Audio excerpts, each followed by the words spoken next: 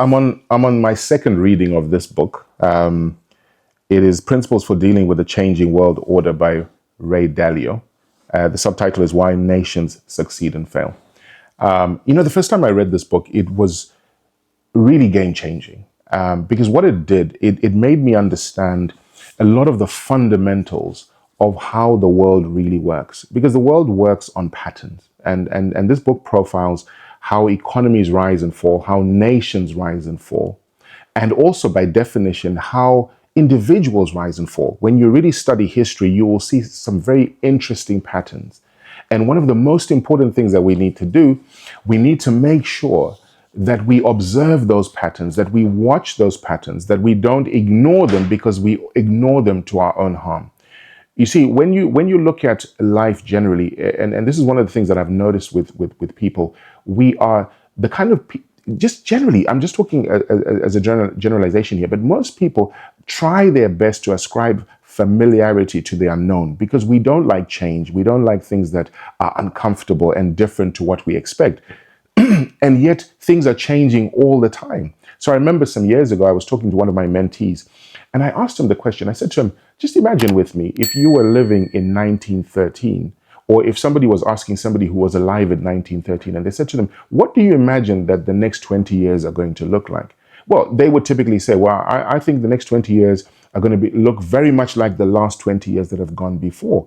But you see, with the benefit of hindsight, we know, for example, that in 1914, we had the first ever World War. And of course, 15 or 16 years later, in 1929, we had the Great Depression, which was one of those cataclysmic events that completely transformed the trajectory of the world and the mindsets of the people who were alive at that time.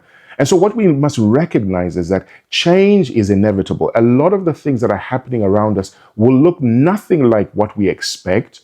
And we've got to take that in our stride, and we've got to come up with innovative solutions and ways of living that will ensure that we can master the opportunities that will invariably arise, even in the most difficult of circumstances. For most people, we want to do the same old thing over and over again. And I keep saying this, that for many of us, we are preparing for a world that does not exist. We're preparing to live in a world that does not exist. And we're trying to use techniques and ideas and strategies and solutions that were for a foregone era. We need to understand the days in which we are living. We need to be able to look at the patterns, take advantage of the patterns, and then begin to build by design for the future that we actually want. And that's what I love so much about this book, because what it does, it tells us the patterns. It shows us the trajectory of nations. It shows you how nations rose. It shows you where they plateaued, and then it shows you where those nations began to decline. And of course, this is the same patterns that we see in many people's lives. There's a lot of people who rise very,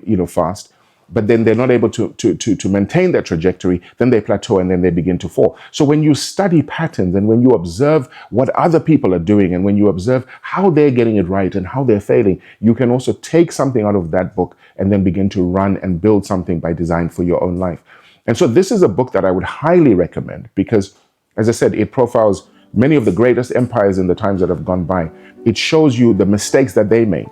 And it shows you that so for example, you think about empires like the Roman Empire that couldn't be defeated by military prowess, but they were defeated because of the paucity of their sexual impropriety. They had issues in that area. You look at the Hungarian Empire, you look like the Dutch Empire, you begin to see how these nations were able to conquer the free world as it was known at that time. But invariably you see the issues that arose in those empires and then how they began on a very quick and a very rapid downward spiral.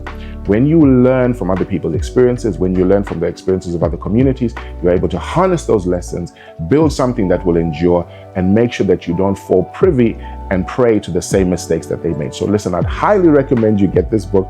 It's a game changer. The reason I read it the second time is because I couldn't get enough of it the first time. So I'd really encourage you to read it when you get a moment. It will truly bless you. I hope you enjoyed that message. And I want to ask you to do something for us. Please like, subscribe, and share. Why?